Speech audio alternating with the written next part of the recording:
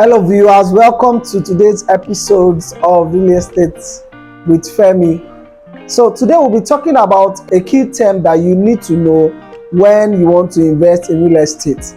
There's a term called survey plan. A couple of us know what it means, but for those viewers who are just hearing this term for the first time, welcome. We'll be enlightened about this term today. If you are new to this channel, welcome. If you are an existing subscriber, it's good to have you here. I'm sure I'll make this worth your time. So what is a survey plan? A survey plan is an accurate description of a parcel of land in terms of dimensions. So a survey plan will show you the length, breadth of a particular plot of land. It will also show you a couple of key features about that land in terms of geographical location. You see, every point on earth has a geographical location. The people who handle these survey plans are called surveyors, and they are regulated by the government office in whatever state they operate in. For instance, the one in Lagos, the Surveyor General's office in Alausa regulates the activities of surveyors in Lagos. So there are some key characteristics of a survey plan that I would like to enlighten you about. Please watch this video attentively, and if you have any questions, reach out to me privately or comment below. So a survey plan must contain this information. Number one, the name of the owner of the land. Number two, the address of the land. Number three, the size of the land. So one of the key things about the survey plan is that it will show you the exact dimension of that land that we're talking about. If the length is 18 meters, it will show you. If the width is 20 meters, it will show you. So when somebody is telling you that this plot of land is 30 plots, able to verify that based on what the survey plan is showing. So the person has to provide a survey to you that shows 30 plots, otherwise the person is being fraudulent.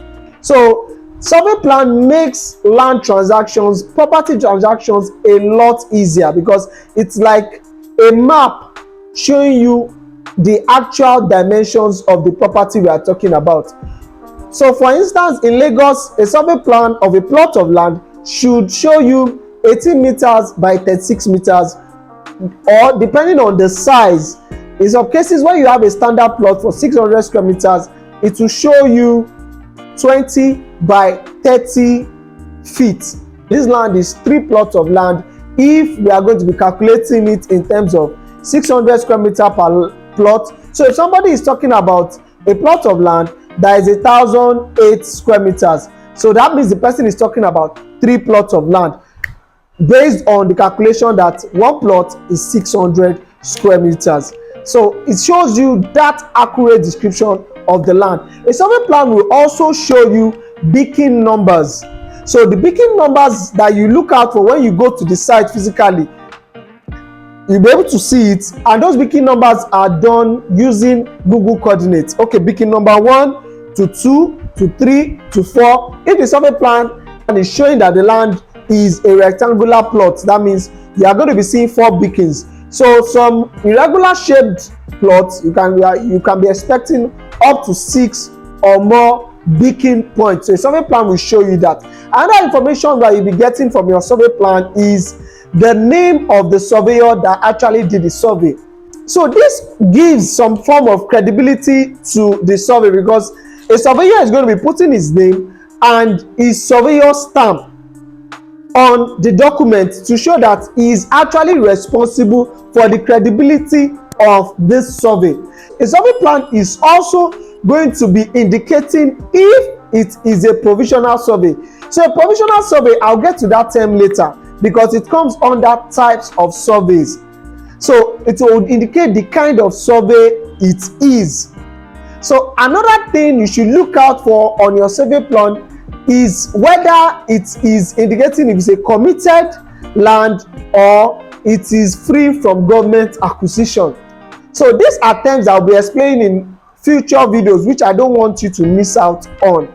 there's a thing we call a committed land, which means the land that you cannot develop or have anything to do with, or a free land, which means a land that you can process a C of O on, process a consent on, do whatever you want to do, develop on, which means a land that is free for your use. Survey plan is one of the most important documents you should ask a family to provide or an intending seller to provide, so that you can use that survey and the coordinates to verify the true status of that property. Another thing you can also do is that you can have your surveyor go to that plot of land and pick live coordinates of that property, because two coordinates on the earth cannot be the same. So if somebody discloses you a plot of land that he wants you to buy, you can actually just go there with your surveyor, and the surveyor will stand on that plot of land and take live coordinates of that plot of land. So it's from those coordinates that the surveyor can now take to the Surveyor General's office at Alausa and chart out. There's something we call charting. You chart out the details of that plot of land, and right there on the system they'll be able to see, oh wow, this land is okay, it's good, you can buy it, you have any troubles. Or they will just say, wow, no, you should not go ahead with this purchase. This land falls into a government scheme that will be taken off in the next 10 years, that will be taken off in the next 20 years. You don't want a kind of situation where you buy a plot of land and 10 years later, 20 years later, after you've developed your mansion, somebody just comes with a bulldozer as the incumbent governor of that state to come and destroy your property. This is how we come in as your real estate advisors. We are trying to ensure that you don't make any of such costly mistakes. So I don't want you to be influenced with the environment of a property you want to buy in such a way that it would stop you from taking the right steps. You can go to a virgin plot of land and you can see that people are building all around. It still doesn't change the fact that you need to do your research properly. If you can have a surveyor pick coordinates of that property, except the property is sold to you in an estate development, then you have some peace of mind, because most estate developers make sure that the lands that they are going to be offering for a resale to the public are free from all forms of covenants and encumbrance, because a real estate developer has done most of the hard work for you. He has gone ahead to meet with the family to purchase an expanse of land, possibly 50, 100, 150, 200 plots, and he has verified from the Surveyor General's office that the land doesn't have any government encumbrance. Is not committed in any way, which means this person now, this real estate developer, can easily sell to you and you can buy and have your peace of mind. But if you are buying a land directly from a private owner or a family, please make sure you take your surveyor to take coordinates of the property, or you get the survey plan of the property and do your research based on what you can see on the survey. There will be a stamp that you see right there that the land is free from government acquisition. So this kind of survey plan is what we call a registered survey. There is something we also call a provisional survey. These are the two major types of survey plans we have, especially in a place like Lagos. A registered survey is a survey plan that has been properly detailed with all these features I've told you about and has been lodged in the office of the Surveyor General of Lagos State. While a provisional survey is a survey that has not been lodged in the Surveyor General's office, but it is still able to just show you a couple of details about the land. Basic details about the land, is able to show you the location, is able to show you the dimensions. Other important features of that plot of land will not be depicted on that provisional survey. So there's always a provisional survey for a land and there's a registered survey. So sometimes some people do a provisional survey at the moment, then they do a registered survey on that plot of land later. So these two surveys of course cost different amounts of money. So whenever you have a surveyor telling you, oh, he wants to do a survey that should cost maybe 2 million naira, he wants to do it for you for 150 or 200, ask him which kind of survey is going to be given to you. That's an important question you need to ask him. So I hope from these little tips I've shared with you, you've been able to learn the importance of having a survey plan.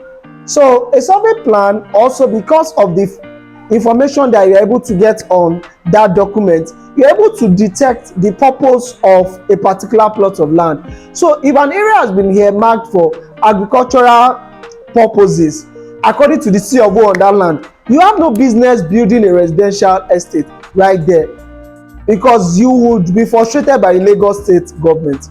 So if you have an intention of building a residence, maybe a set of houses, and you are looking to purchase a land in an upcoming area, let's say Ikorodu or some part of Epe, and it has an agricultural CFO, please walk away from that transaction until you've gotten the assurance that the land has been rectified from agricultural to a residential CFO. Then it is good for you to go on with that transaction.